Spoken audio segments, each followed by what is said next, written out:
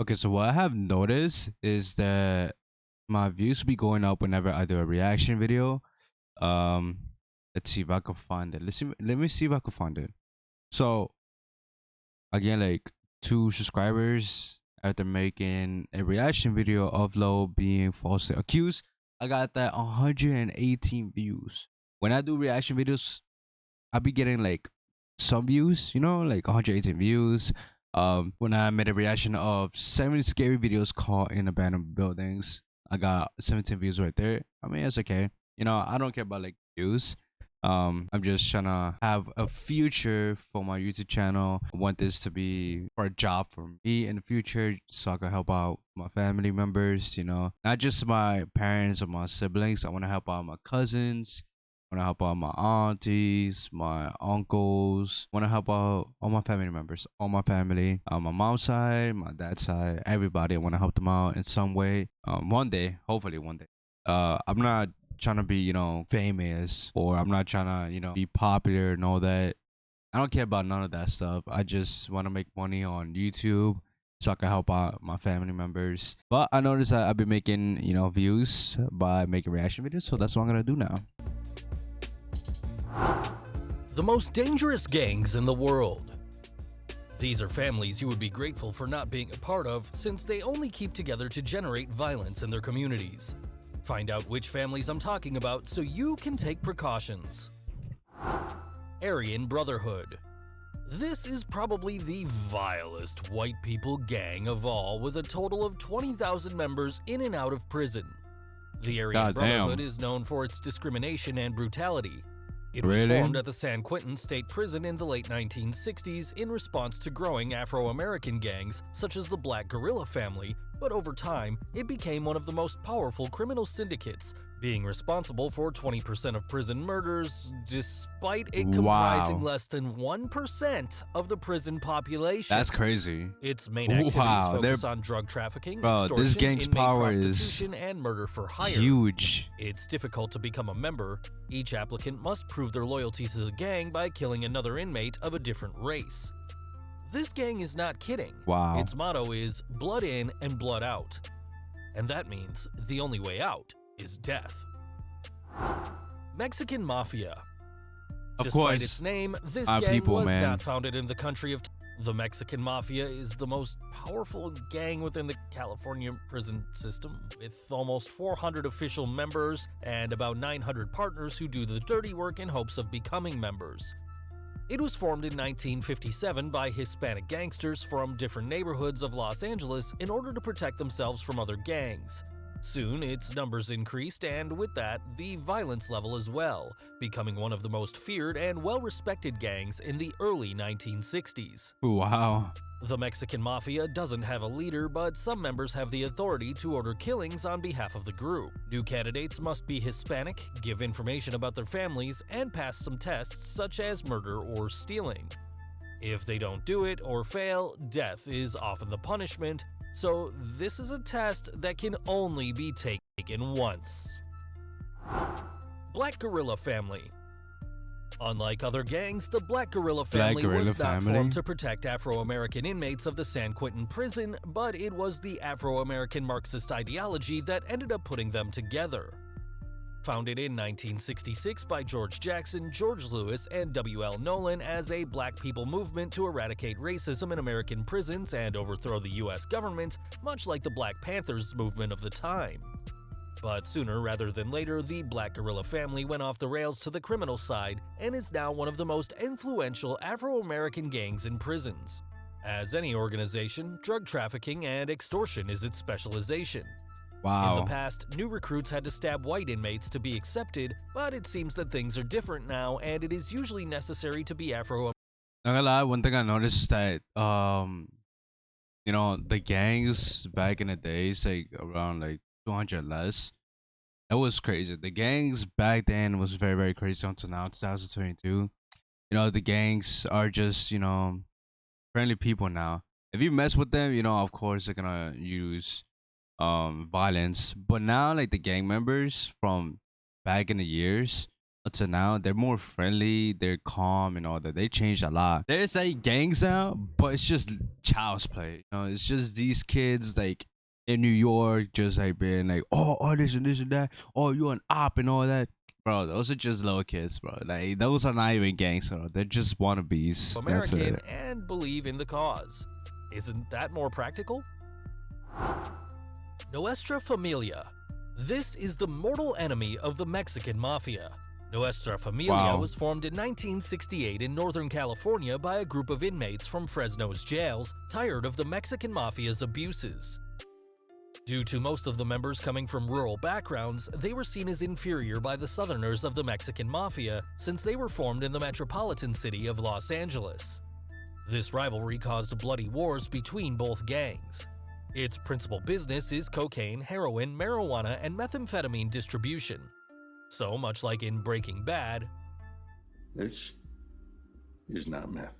unlike other Mexican gangs, membership can also be used by non-Latin inmates, and it is known that they must make a bloody pact, putting the gang above money, drugs, or family. The First Capital Command, PCC, by its Portuguese initials. Let's move to the warm Brazil, where there is a gang called the First Capital Command, but movement is the preferred term. It was formed in the 1990s within the Sao Paulo prison system, spreading to favelas, and it is currently the largest criminal organization in Brazil with almost 20,000 members. Wow, Its 20,000 objective was to members. take control of Sao Paulo's jails, That's and currently crazy. it is present in 90% of them, in 22 out of 27 Brazilian states, and in border regions of Paraguay, Bolivia, Argentina, and Colombia. Wow. It annually collects $40 million thanks to distribution of cocaine, marijuana, and bank robbery. In 2001, it was revealed that members must pay a monthly fee of $16 if they are in prison and $320 if they are out.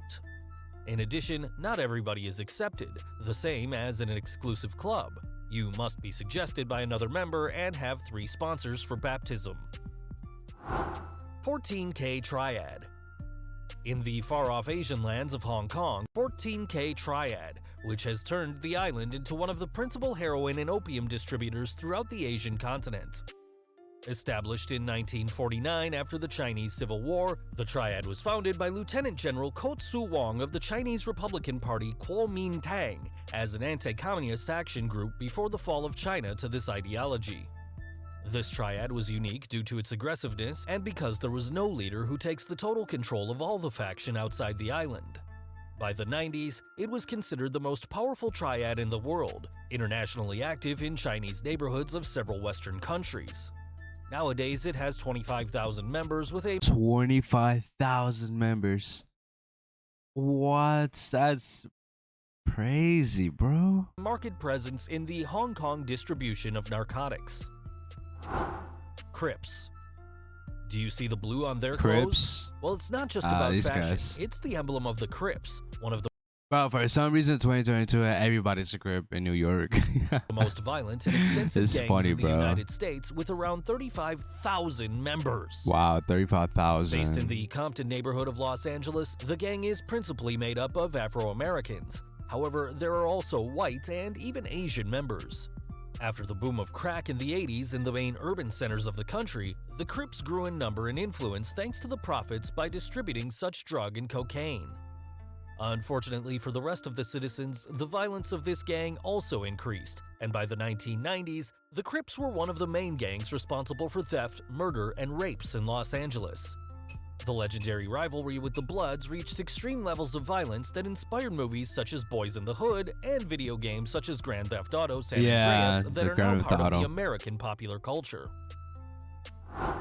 Bloods. And on the other side of the rivalry, it is the Bloods.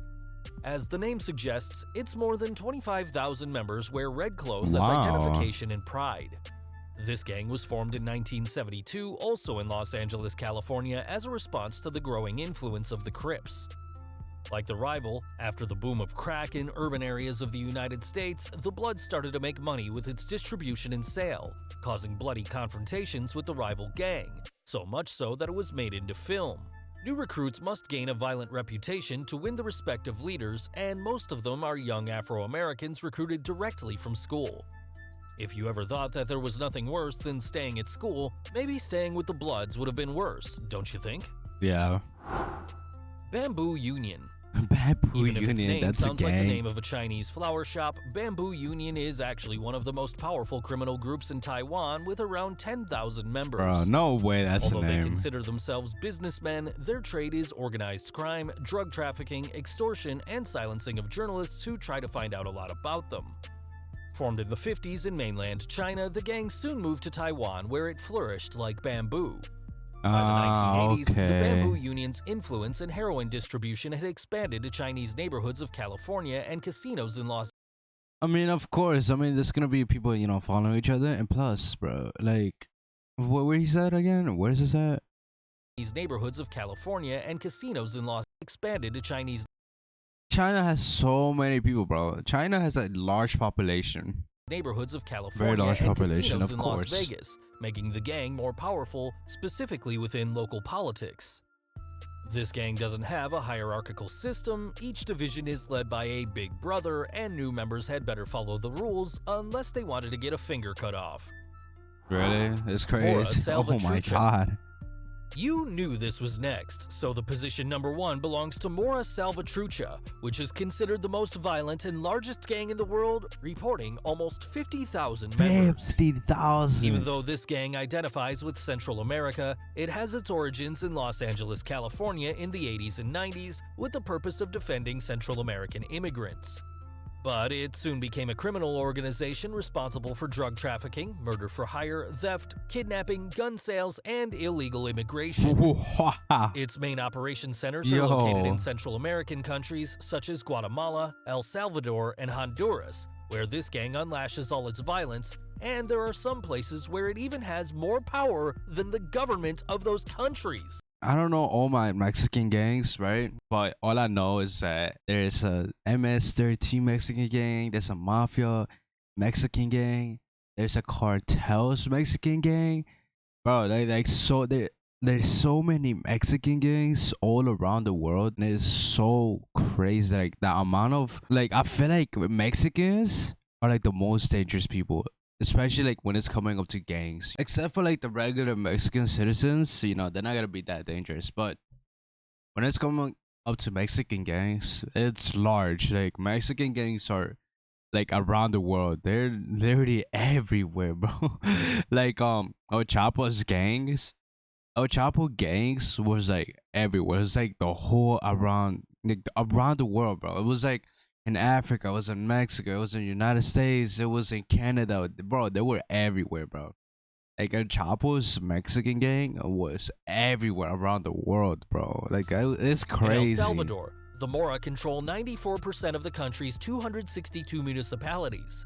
To be admitted, each applicant must go to the neighborhood of any rival gang and kill one member, or put But not gonna lie, these Mexican gang members are very, very cool, bro. Like whenever I look at Mexican gang member, I'm like, bro, these people are so cool. Like they're mad cool, bro. They're mad cool. up with a 13-second beating. Once you're in, the Mora becomes your new family, till death do you part. Joining one of these gangs is a risky and mortal decision, but many young people continue to go down the wrong path. Why is that so? Leave your opinion in the comments. To be honest, young people, want to be part of the gangs because they think it's cool, bro. They think that being in a gang will lead you into a future, but it is really not. And the other thing is that these are just followers. Kids nowadays, they just follow each other. Like let's put like New York City, like the Bronx, Brooklyn, Queens, Manhattan. Everybody wants to follow each other. Like I feel like I'm the only mature New Yorker that was born here and was living here for 19 years in the Bronx. I feel like I'm the only one who has been myself. Like I think I'm the only one here that I was myself, that I am not a follower. I haven't followed people anywhere. I haven't done, that stupidity stuffs like going outside, calling other people ops. Oh, like for example, like if you my mans, right, and then you betray me, and then you wanna hook up with my ex, like boom, I call you an op. Like I'm not like that, bro. Like I'll be like, yo, what's up, bro? Like, and this and this and that, and I'll be like, You over here hooking up with my ex and this and that. You and bro, when I see you, I'm gonna kill you. I'm gonna beat you up and all this and that. I'm not like that, bro. I'm not like one of these followers wanna be gangsters and all that. I just be me, bro. Like these people are just followers. And they love to follow each other. You know, like the drill music. If this guy does drill music, the whole New York, mostly every New Yorker wants to do drill music. If another guy does like rap, right? Everybody wants to be a rapper, bro. If somebody wants to be a gangster, the whole team wants to be that gangster. Like the whole school wants to be a gangster. Like New York is just a place for you to follow people. It's just it has no future, man. Like these kids, they think that having this mindset is going to lead them somewhere, but it's like really not, bro. And like New York people are just so stupid, bro. Like they don't see it, you know. Like there's no point of me, talking right now and just, point out like the views of my perspective and what I think about here on my YouTube channel when I'm not trying to spread, negativity and trying to spread positivity, I'm trying to change, I'm trying to be a better person. But yeah, that's my opinion on why young people want to be gangsters and want to follow other people. It's because they're followers, man. They think this is cool and they think that this is going to lead you a future. They think that this is going to make you have money. This thing is going to make you, people to respect you, or this is going to lead you get everything you want.